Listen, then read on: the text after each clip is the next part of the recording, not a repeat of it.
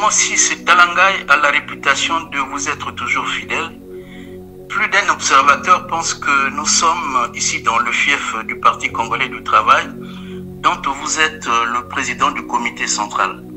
Cette lecture politique est également la nôtre, Monsieur le Président. Au plan de l'accueil, la ferveur que nous constatons nous rappelle l'inauguration de l'avenue Mariam Gouabi le 5 juin 2000. Le disant ainsi, est-ce que nous nous trompons, Monsieur le Président?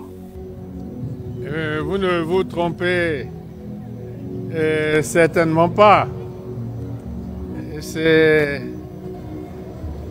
cet arrondissement qui m'a accueilli le 5 juin 1997, lorsque j'avais été chassé de mon arrondissement. C'est cet arrondissement qui m'a accueilli le 5 juin 1997.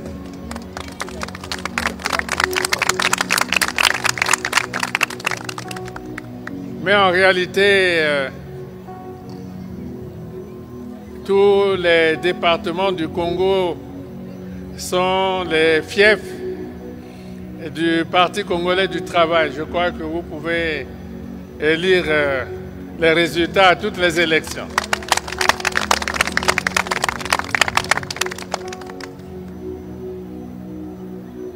Oui, cet arrondissement m'accueille toujours avec ferveur, comme les autres. Il n'y a pas longtemps, j'étais à Madingou. Et il y avait à Madingou la même fièvre qu'aujourd'hui. Parce que là-bas, j'allais lancer des activités agricoles. Et je souhaite plutôt qu'il y ait toujours cet enthousiasme partout, cette mobilisation. Et parce que nous sommes dans une phase de construction du pays, il faut que les forces vives soient toujours mobilisées. Voilà. Je ne sais pas si vous avez d'autres questions. En venant à cette cérémonie, je suis passé par un autre établissement de Rénan, le complexe Révolution Gampo au Lilo, que vous avez inauguré le 6 octobre 2017. 8 ans après, ce complexe emprunte le chemin du délabrement, comme d'ailleurs beaucoup d'infrastructures scolaires, universitaires et sportives. L'on peut toujours redouter l'éternel recommencement qui freine le progrès cumulatif. Cela est-il lié à l'incivisme de quelques citoyens, à l'insuffisance ou au manque de crédit d'entretien? Monsieur le Président, ne redoutez-vous pas ce triste sort pour ce joyau que vous offrez aux apprenants? Ce désastre est dû certainement à ces deux raisons que vous venez d'avancer, mais plus à l'incivisme qu'au manque de moyens. Plus à l'incivisme, au manque d'esprit patriotique. Et en réalité, il s'agit globalement de l'attitude que les Congolais ont face au bien public. Voilà. On résume cela ainsi. L'attitude des Congolais face au bien public. Ce n'est pas seulement les écoles, c'est les hôpitaux, c'est les routes, c'est même les véhicules. Vous savez, vous pouvez garder votre véhicule personnel 4-5 ans et les véhicules que l'État achète et met à la disposition des agents, de ses agents, vivent à peine 1 an. C'est jusqu'aux véhicules, jusqu'au même aux chaises dans les bureaux. C'est un état d'esprit général que nous devons vigoureusement redresser. Tout à l'heure, je parlais avec le ministre Moutou, s'agissant justement de ce lycée Gampo Lilou. Je lui disais que lors de l'inauguration, nous avions visité tous les compartiments du lycée, bien sûr, mais nous sommes allés aussi dans les résidences des professeurs. On vient de visiter un appartement 5 étoiles tout à l'heure. Et je disais au ministre Moutou qu'à côté des appartements et des professeurs, nos amis chinois avaient réalisé pour chaque appartement un petit potager. Et nous avons visité ces potagers-là. Ils avaient planté des légumes qui avaient déjà poussé. Et je crois que les épouses des professeurs ont seulement récolté ce que les Chinois avaient planté et ils ont consommé. Et si vous allez à Gampo Lilou, vous ne verrez pas un seul potager. C'est ça l'état d'esprit global. Et c'est au gouvernement de prendre le taureau par les cornes. Il y a l'éducation aussi. L'éducation, oui, en question. Ce n'est pas seulement pour les enfants des écoles, l'éducation civique, oui, il y a peut-être même un département ministériel qui en a la charge. C'est pour éduquer les adultes aussi. Les adultes. Il s'agit d'un problème global d'incivisme, de manque d'esprit patriotique. Bon, il suffit seulement d'aimer le pays et de rechercher son progrès. Voilà. Là est la question.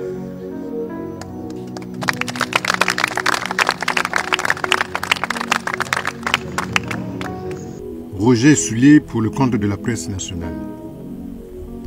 Monsieur le Président, vous arrivez aujourd'hui dans un arrondissement qui, comme les autres, a souffert des affres du grand banditisme, caractérisé par une cruauté étrangère à nos mœurs. Aussi facilement, ces bandits ont donné la mort à plusieurs personnes, éventré des femmes enceintes, terrorisé des lieux de culte, menaçant ainsi des pans entiers de l'économie nationale et faisant courir au pays le risque d'une situation de non-État. Au grand bonheur des populations, unanimes sur le sujet, la Direction générale de la sécurité présidentielle mène depuis quelques jours une traque contre ces bandits à la grande satisfaction de ces mêmes populations. Alors, Monsieur le Président, pourquoi cette opération est-elle menée par la DGSP dont la mission principale est d'assurer la sécurité du président de la République? Enfin, la population qui salue l'opération s'interroge si elle est ponctuelle ou pérenne comme elle le souhaite. Bon, tout de suite, je dois vous demander, peut-être vous manquez de curiosité, il vous suffit de lire le décret qui crée la sécurité présidentielle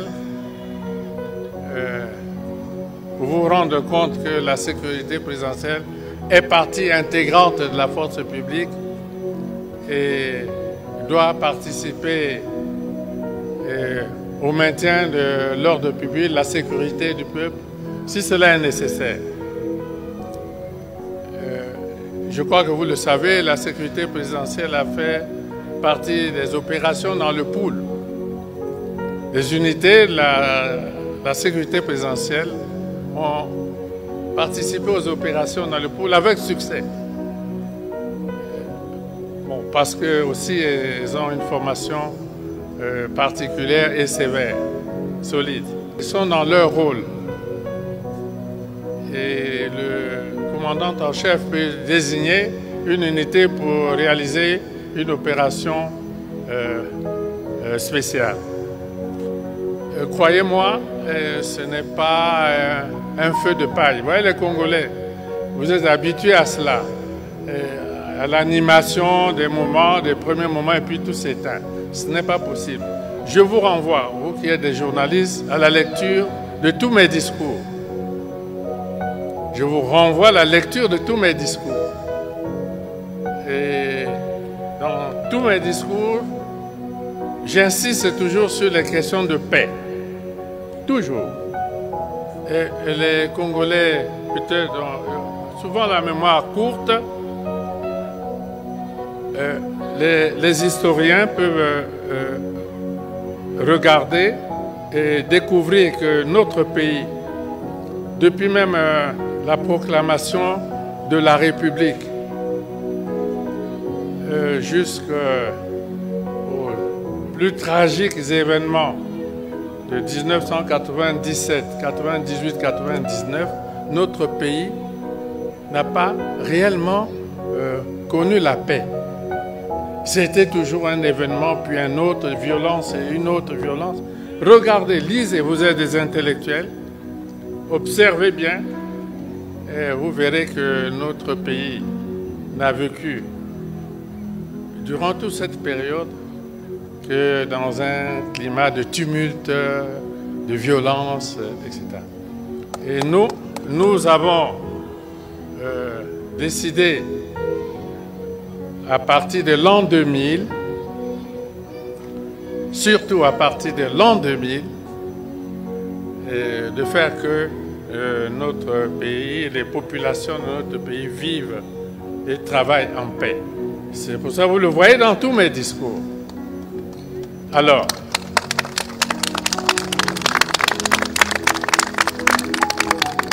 nous ne pouvons pas laisser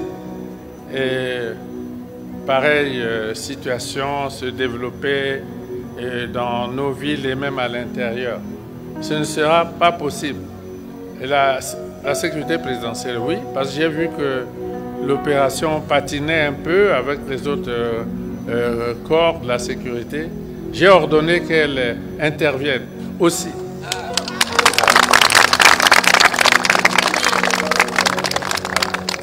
J'ai ordonné qu'elle intervienne aussi, comme j'avais ordonné aussi qu'elle intervienne lors des opérations dans le pôle. Cette opération, les autres forces participeront bien sûr. Le ministre de l'Intérieur a mes instructions à ce sujet. Et nous ne pouvons pas laisser cette situation perdurer. Et le ministre de l'Intérieur, bon, la force publique dans son ensemble fera en sorte que le peuple partout dans le pays retrouve la paix. Vous voyez, nous avons observé en France, lorsque le terrorisme est rentré dans les villes de France, les autorités de ce pays ont lancé une opération Vigipirate. Vigipirate.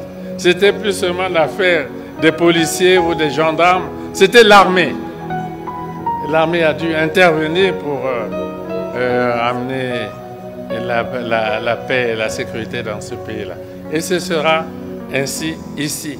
Je pense que les populations commencent déjà, hein, à Brazzaville, à vivre... oui? Oui? Ah. Voilà. Et ce sera la même chose partout. Ce sera la même chose partout. On agira prioritairement à Brazzaville et à Pointe-Noire. Nous voyons que ces brigands, quand la force publique intervient dans une ville et s'enfuit dans d'autres, on les traquera dans ces autres villes et non, ils ne peuvent pas. Voilà. Et ce ne sera pas un feu de paille, et, chers amis, vous le constaterez. Voilà, merci. Merci.